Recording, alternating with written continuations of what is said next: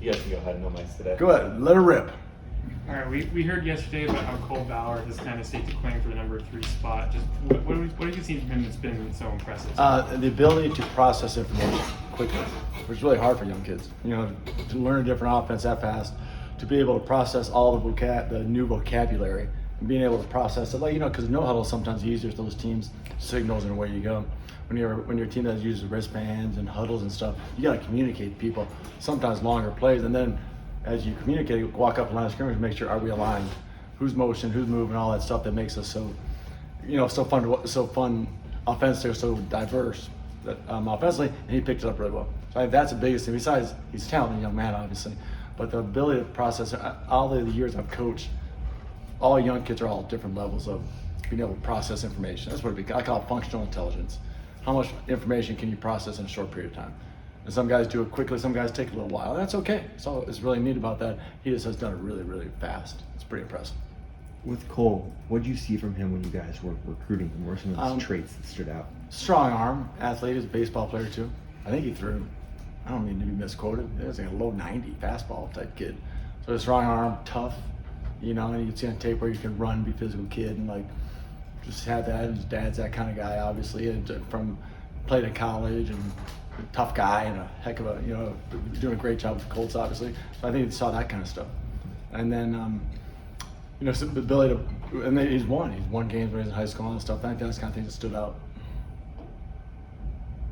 For you with Mikey Pollock too, that's another Yeah. off-season addition. Yeah. Obviously, I know you recruited him somewhat out of high school, but when the opportunity came to go back after him, was it a no-brainer? What was that conversation? No, it was really like? good. It's good because, like, obviously, Coach K, and we all know about him and seen him play. I watched him sometime in high school play like St. Joseph's or something. I can't remember who it was. You know, they got after him pretty good.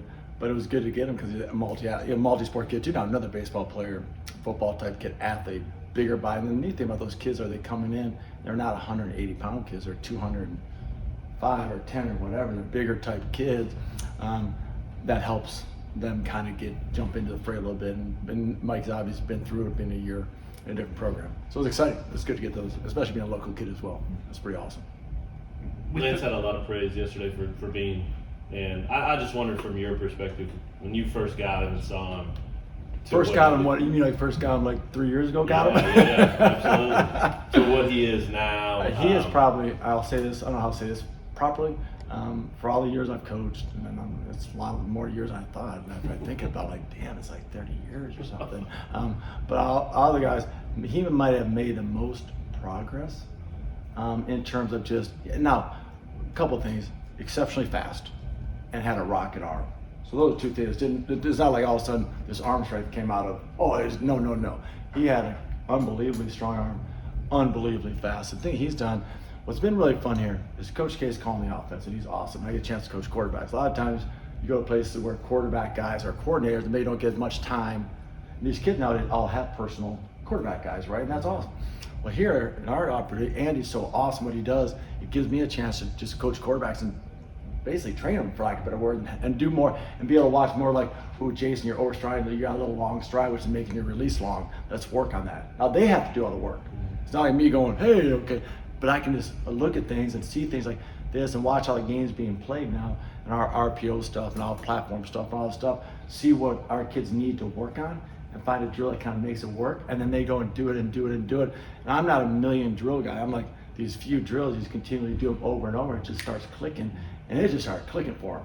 Like somebody like, he's so much more, I use the word loose a lot. He's just more loose. And you watch last year when he played.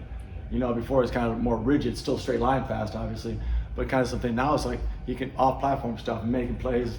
You know, Jalen makes it look really easy sometimes, and Jason's kind of got fun, can make those things down. Just that's what's been so proud, so happy. But it, like I said before, it's cool to be able to give them drills and do drills with them, but they have to do the work. It's not like, hey, and that's what I'm so proud of.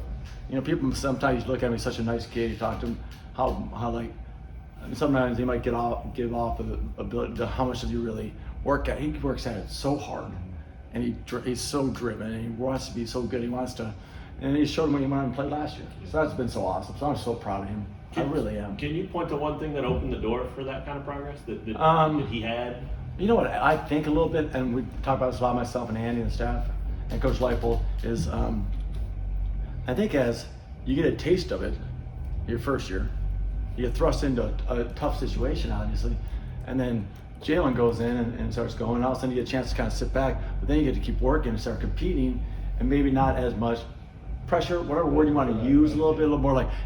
And now you can kind of and go back, and then just start seeing things, and things start making sense. He's a difference. Like those two, Jalen picks stuff up really fast, or really intelligent. Like we talked about Cole. Jason just takes a little longer to process the information. I mean, not a bad way. Like takes him a little while. Everyone's different. Well, now it's just all of a sudden. Well, once it went boom, and he started feeling like I can make these type of throws and gaining confidence in some different throws. So I think it's kind of like that second season, just being able to not be starting, and kind of, and then he goes in there, and I think it was to whoever Tennessee Tech was first game. I apologize. I'm so into Missouri State. Here we go back to the season, but he got a chance to go in there. Now had a lead, goes in there, he runs for a touchdown. Wherever he does, throw like boom. Anytime went in there, boom, and then he got a chance to go. And I think that was the moment. Was him going back out there, Tennessee Tech, and wow, this game slowed down. Yeah, cool. And that makes sense. Like it slowed down, and then he's like, and then when he got in, he's like, hey, I can go. And he goes to TCU and throws 4 touchdowns in the second half or whatever he does. I'm like, oh, okay, so I guess you're. And I think, and that was a really moment. I think that moment, like a specific, what Coley catapulted him, was going in at halftime, conceptually, right around halftime TCU game, and just going pretty crazy in the second half. And then they realized, like, yeah, I can do this. Cool. You know, because he had flashes that first year of Oklahoma and stuff like that, but all of a sudden, boom, and they just kind of went. Cool. With Jalen having to get in a lot of what you guys would call mental reps, Mm-hmm. what are the things that you're having him emphasize during that period? He still does a lot of film study stuff and stuff. So it was good for the summertime, him knowing that he wanted to work on defensive recognition, you know, getting that stuff, keep working on protection and blitz type stuff, all the stuff that kind of stuff been really good. And then also going back and showing all the mistakes. It's kind of neat to, with all the tape you have now, to break down every play you ran and say, okay, here's these certain number of plays that we made mistakes on, let's fix those. And so you just watch the plays where he made, say, maybe a poor throw or a bad read, and that's what he can kind of concentrate on and build off of that. So that's what we've been really harping on. And then really truly, like Andy said, understanding the why. We're big. Andy does a great job, and we do a great job trying to explain to the kids the why of what we're doing. And he's starting to understand the why we're running this type of option or this type of play or this type. And that kind of makes him, oh, I see it. Oh, here's why we probably now run this play because of this guy in the alley or whatever. That's the part we're kind of harping on really a lot right now. Really a lot. I don't know the right way to say it. A lot. Sure. Patrick Mahomes is such a dynamic player, but technically, fundamentally, his footwork, his arm angles. 20 years ago, quarterback coaches would have gone nuts because it's not point and throw. What kind of a trickle down has that had for your college quarterbacks, high school guys, when they see it's okay to do this, it's okay to throw in my body? No, it's a great deal. I've learned. It's funny you've said that because we spent a ton of time. I did. What kind of changed me was when we were at Buffalo. Not changed me, but made me open up a lot to that. Was at the time at Buffalo, and I think it was right around COVID, unfortunately. But it was like you had a lot of time to watch tape, and like you're stuck, and all of a sudden we're going, hey, the game's changed a little bit. You got Aaron Rodgers and Mahomes, and those are my two big. A lot more. They got those two guys that are all off platform, being able to sidearm and not old school step at your target or outside your target, being able to throw like this and make those kind of plays. Studying them and seeing the mechanical issue of how they can do it has changed a ton. It's unbelievable how much those type of things have changed the way we coach and the type of throws we make and need to make. The game's changed. The RPO world has done that a little bit too. I think that has done.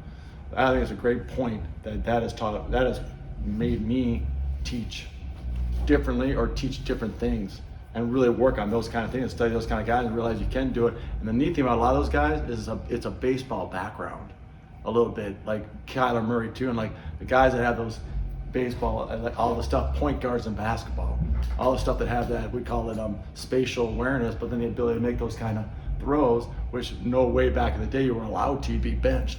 Now it's like commonplace. Now it's like, I watch those guys, Mahomes and Aaron are unbelievable. They can be standing and make a 15-yard throw just doing that, not having to step old school. So that's what you see Jalen and Jason, those guys doing. That's what we work on now. You know, having the ability to be able to make those kind of throws, because defenses are so good now and they're so fast. It's not like you have a ton of time anyway. You're going to have to escape and move and group. There's not a lot of time anymore where old school drop back in a 5 or 7 step drop and sit back there forever. You just can't do it anymore as much as the old school way, old school days. Now it's like that's a big part of what happens to football. So you coach it. So you're a great point. And I coach it a lot.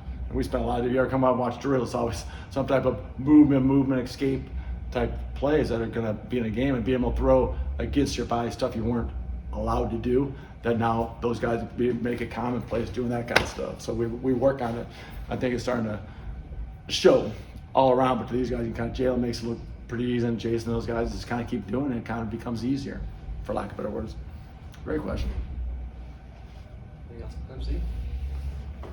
Yeah, thank you, fellas.